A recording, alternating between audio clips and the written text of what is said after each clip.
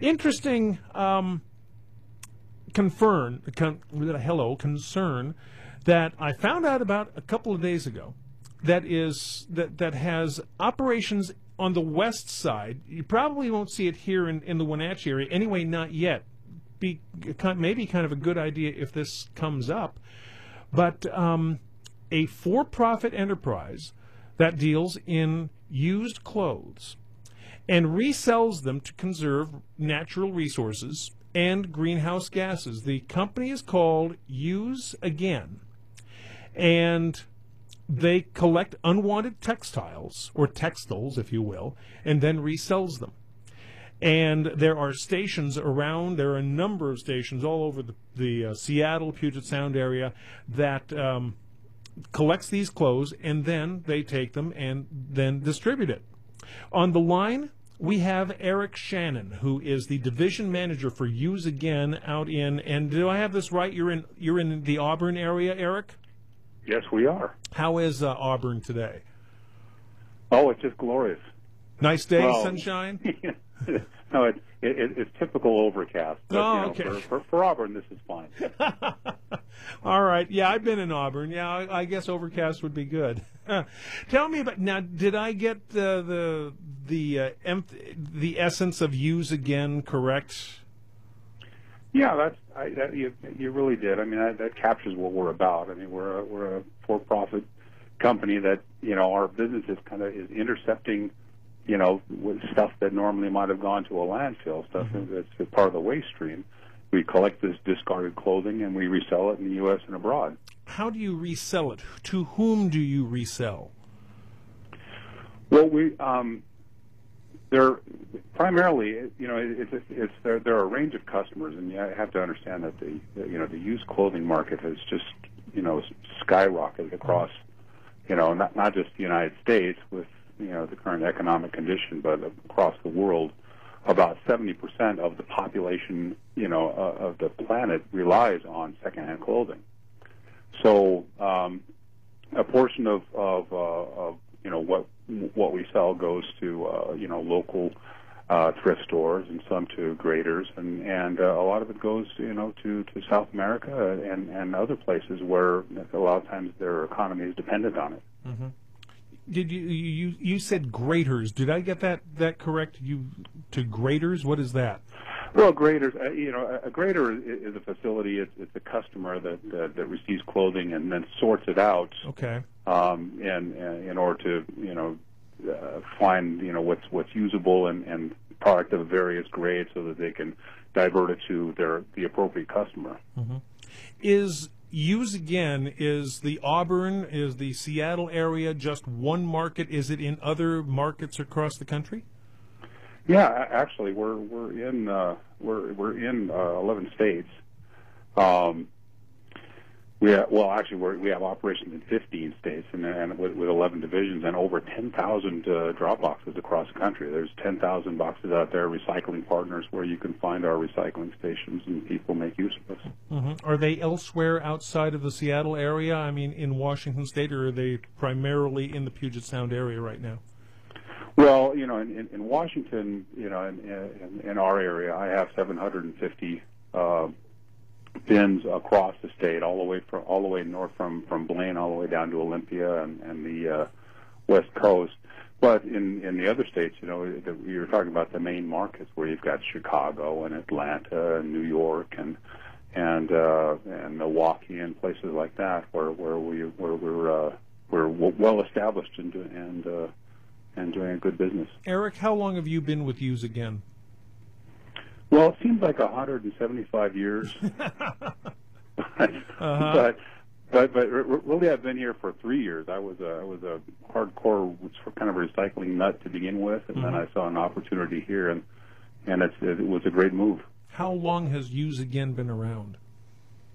Well, the company was founded in 1999 right here in Auburn, which is sort of interesting. The founder, Janice Bostic, is an interesting person by herself, and from my perspective, imagining her starting the business here, because it was just in a small warehouse and a few collection bins, And at that point, she was not only, finding places to place the bins, but she was picking up the clothing and then arranging all the warehouse operations and everything. And she's only about 5 feet tall.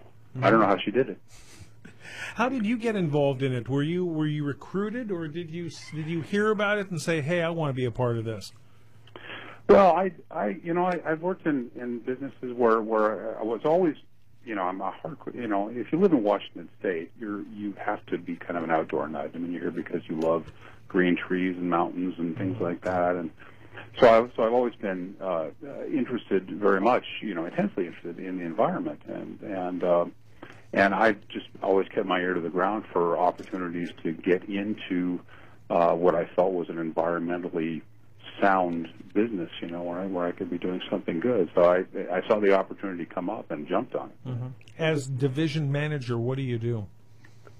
You kind of like, do you have to shepherd? You don't have to empty the boxes each week, do you? Well, every once in a while that could happen. Really? Division manager means that you're willing to do anything. Uh-huh. But in an operation like this, what we have is a small fleet of trucks and drivers who go out to all the various locations in order to make sure that, because part of what we promise that, the people who sponsor these boxes, the people who allow us to be on their property, is just in order to be there, it's a very fragile relationship, because there's not a lot of money in this business.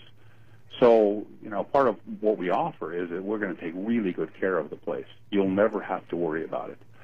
So we have our drivers, I manage a group of drivers who are going out there every day, servicing all of the locations, making sure that, they're clean and well maintained and that the site sponsors are happy. And then what they do every day is they bring it back to the warehouse, where I have a small but dedicated warehouse crew. Mm-hmm. And they're the ones who process the orders for shipment. And in some cases, about a portion of what we do gets baled into these 1,000-pound bales and loaded into containers, and then another portion of it gets sent out on loose loads.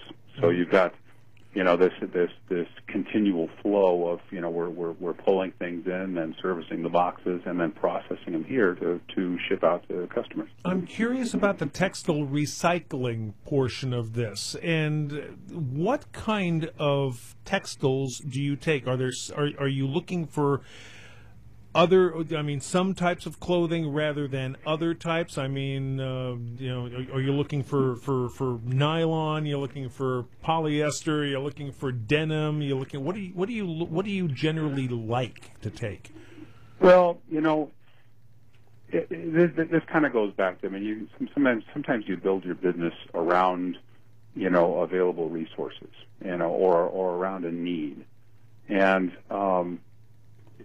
we sort of recognize that people. One of the things that prevents, as a country, we're still not doing a really good job on the recycling front. There's still a large portion of things that shouldn't be in landfills that end up there anyway. Mm-hmm. Even though we try to recycle bottles, we try to recycle, metals and things like that. And the biggest reason is that's not happening is because it's not convenient.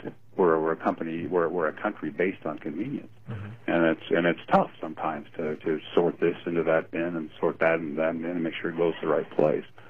So recognizing that the clothes are a big part of that equation, what we try to do is just intercept those clothes, and we're not. What we try to do is trying to find a point, a place for everything. So obviously, as a company, we prefer to get. We like to get, reusable clothes, because the highest form of recycling, if you can reuse something, that's the best thing you can do. Well, reusable clothes in what form? Do you like anything? Do you take anything from cotton to denim and polyester and everything in between? Or pretty much we take everything, all of your clothes and shoes, of any kind. And that's not to say that we don't get other things. We get sheets and draperies and things like that, and we find a place for them. There are customers for them. Some of it, might go to a grader and get broken down, and it's used as insulation or wiping rags. That's where I wanted to go. That's where I wanted to go to, about actually using these into other types of forms, because there's a lot of recycling that's starting to go on into different types of things that you would never expect. Right, exactly, and that's part of what we support is we intercept this, and then we try to find a place for it that keeps it out of the landfill. Mm-hmm. Some of it you can sell, some of it we have to recycle ourselves. But the point is, ultimately is to do the right thing with it. Make sure if it's usable in any form, we try to get it used. From what do you make the most money? Do you make more money in reselling textiles in their current form to be resold as clothes, or do you make more money in selling it to be graded up and used into other things?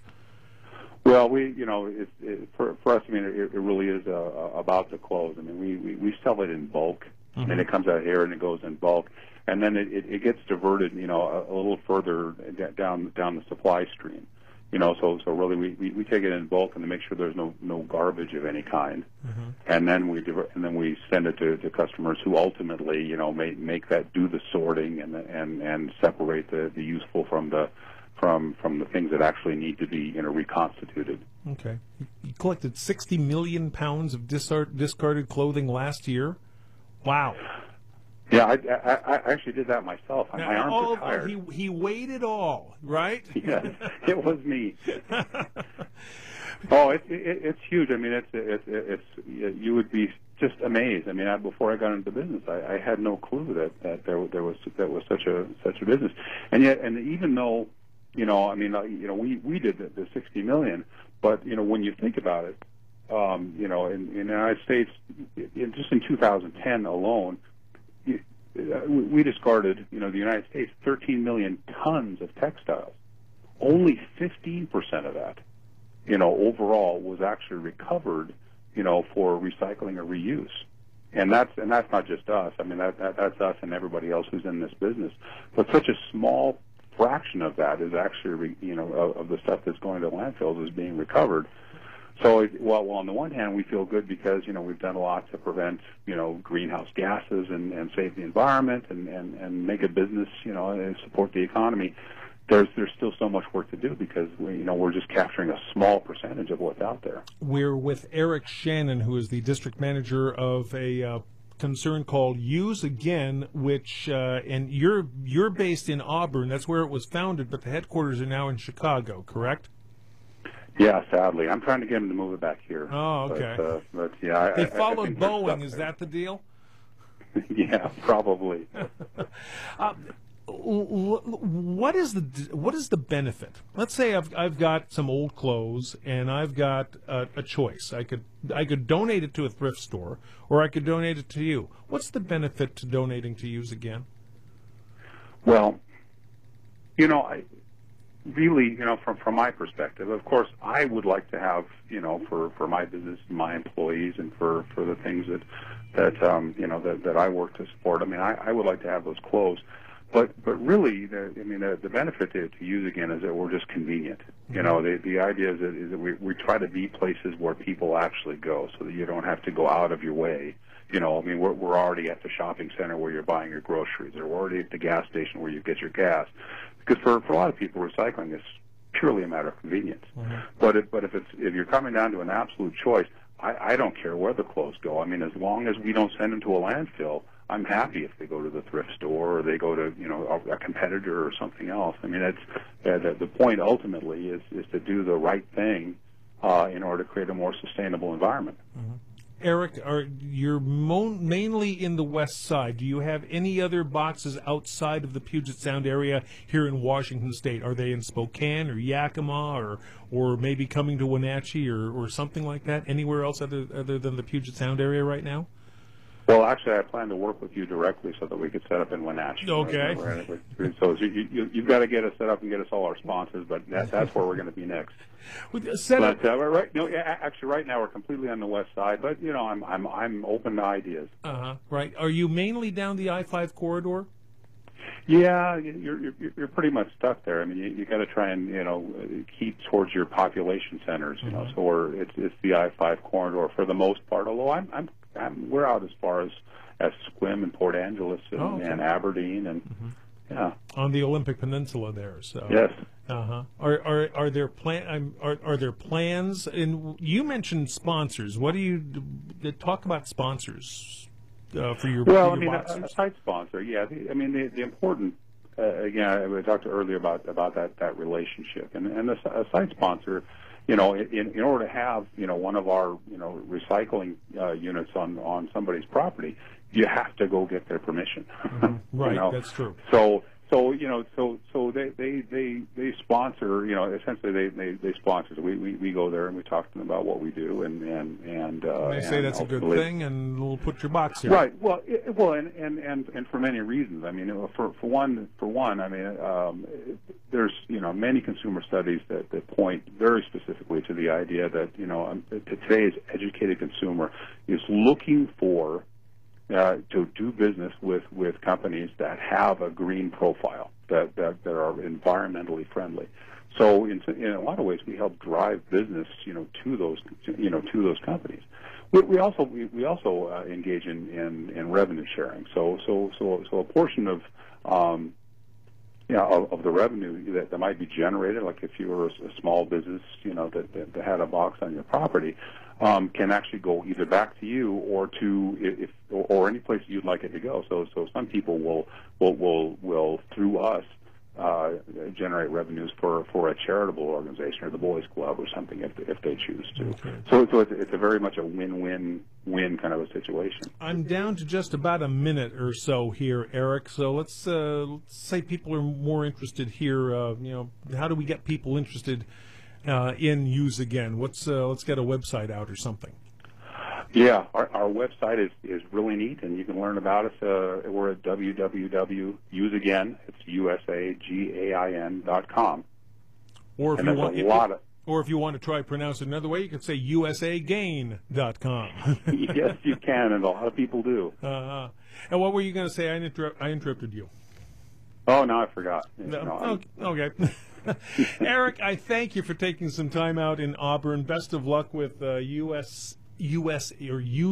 I keep wanting to say USAgain. So Ay, caramba. Okay. I thank you, and I see that you've got site sponsors in Everett and Bellevue and Federal Way and Auburn, of course, and all along. And they all Coast. love us. They all love us. That's good news, Eric. I thank you for taking some time out.